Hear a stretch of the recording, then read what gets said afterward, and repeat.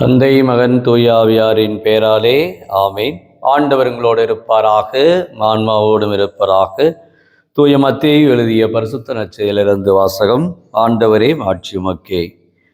அதிகாரம் 10 இறைவார்த்தைகள் 34 மற்றும் 11ஆம் அதிகாரம் முதல் வசனமுடைய. அக்காலத்தில் இயேசு தம் சீடர்களை நோக்கி கூறியது, நான் உலகிற்கு அமைதி கொணர வந்தேன் என எண்ண வேண்டாம். அமைதி அல்ல, வாளையை கொணர வந்தேன். தந்தைக்கு எதிராக மகனையும் தாய்க்கு எதிராக மகளையும் மாமியாருக்கு எதிராக மருமகளையும் நான் பிரிக்க வந்தேன். ஒருவருடைய பகைவர் அவர் வீட்டில் உள்ளவரே ஆவர். என்னை விட தம் தந்தையிடமோ தாயிடமோ மிகுந்த அன்பு கொண்டுள்ளோர் என்னுடையோர் என கருதப்பட தகுதியற்றோர். என்னை விட தம் மகனிடமோ மகளிடமோ மிகுதியாய் அன்பு கொண்டுள்ளோரும் என்னுடையோர் என கருதப்பட தகுதியற்றோர். தம் சிலுவையை சுமக்காமல் என்னை பின்பற்றி வருவோர் என்னுடையோர் என கருதப்பட தகுதியற்றோர். தம் உயிரை காக்க விரும்புவோர் அதை இழந்து விடுவர்.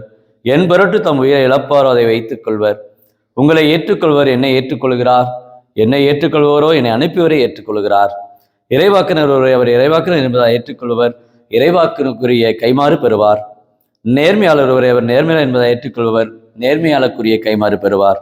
இச்சிறியோர் ஒருவருக்கு அவர் என் சீடர் என்பதால் ஒரு கிண்ணம் குளிர்ந்த நீராவது கொடுப்பவரும் தம் கைமாறு பெறாமல் போவார் என உறுதியாக உங்களுக்கு சொல்கிறேன். இயேசு தம் 12 சீடருக்கு அறிவுரை கொடுத்து முடிந்ததும் பக்கத்து ஊரில் கற்பிக்கவும் நற்செய்தி அறிவிக்கவும் அவரிடமிட்டு அகன்றார். இது வாழ்வு தரும் கிறிஸ்துவின் நற்செய்தி. கிறிஸ்துவே உமக்கு புகழ்.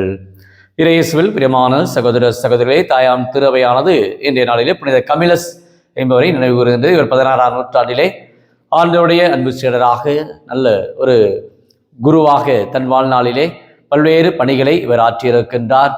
குறிப்பாக இவர் துறவற மடத்தை ஏற்படுத்தி தன்னுடைய வாழ்நாளிலே பல்வேறு புண்ணியங்களை தன் வாழ்நாளிலே செய்திருக்கின்றார். 16ஆம் நூற்றாண்டிலே திருச்சபையுடைய பல்வேறு மாற்றங்களிலே இவர் பங்கெடுத்திருக்கின்றார். துறவற வாழ்வை புதுப்பித்தலிலும் இவர் பங்கெடுத்திருக்கின்றார். புனித கமிலஸ் அந்த அளவுக்கு தன் வாழ்நிலை பல்வேறு துன்பங்களிலே இவர் ஈடுபட்டிருந்தாலும் இயேசுவுக்காக, அனைத்தும் இயேசுடைய மகிமைக்காக என்று சொல்லி தன் வாழ்நாளிலே பல்வேறு இன்னல்களை வாழ்விலே பெற்றிருக்கின்றார். இன்றைய இந்த நற்செய்தி பகுதியும் இன்றைய இந்த வாசக பகுதியை நாம் சிந்தித்து பார்க்கிற பொழுது, இஸ்ராயல் மக்களுடைய வாழ்விலே எகிப்திலே அவர்கள் பட்ட அடிமைத்தனம், துன்பக்களம் மோசேயுடைய தலைமைத்துவத்தால் அது மீட்கப்படுகின்றது. அவர்களை பார்வோனிலிருந்து அவர்களை விடுவிக்கின்றார். அவர்கள் பற்ற அந்த துன்பத்திலிருந்து ஆண்டவர் வாழ்வு கொடுக்கின்றார். அதேபோல இயேசு வாழ்ந்த காலத்திலும் அந்த ரோமை ராஜ்யத்திலே பல்வேறு மக்கள் துன்பத்தினால் இணைக்கப்பட்டார்கள், அடிமையாக்கப்பட்டார்கள். அவர்களுக்கும் இயேசுடைய அந்த வார்த்தைகள் நம்பிக்கைக்குரிய வார்த்தைகளாக இருந்தது.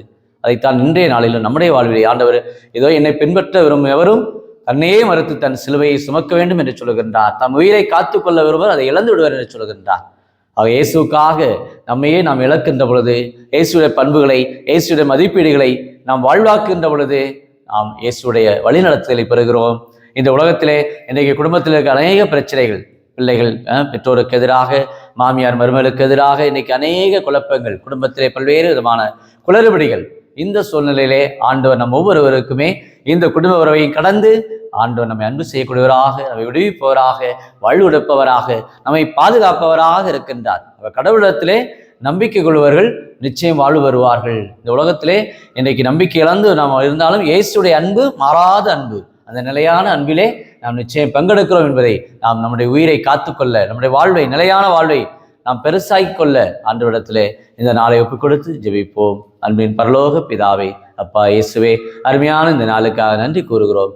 இந்த நாள் ஒரு ஆசீர்வதிக்கப்பட்ட நாளாக எங்களுடைய வாழ்வில் வரக்கூடிய துன்பங்களை கண்டு தோண்டு போகாமல், அன்றாட வாழ்க்கையில் உடலில் மனதில் வரக்கூடிய போராட்டங்களை கண்டு நாங்கள் எப்பொழுது நாளும் உண்மை மகிமைப்படுத்தக்கூடிய மக்களாக, துன்பங்களை நாங்கள் சுமந்து செல்லக்கூடிய, சிலுவையை ஏற்றுக்கொள்ளக்கூடிய மக்களாக எங்களுடைய வாழ்வில் வாழ உங்களுடைய கிருபையும் மேலான கொடைகளையும் இன்றைக்கு யூடியூபில் ஜெபிக்கிற ஒவ்வொரு குடும்பத்தாருக்குமே நல்ல நம்பிக்கையும் உறவையும் கொடுத்து ஆசீர்வதிக்கும்படி கிறிஸ்து வழியாக உம்மை மன்றாடுகிறோம். ஆமீன்.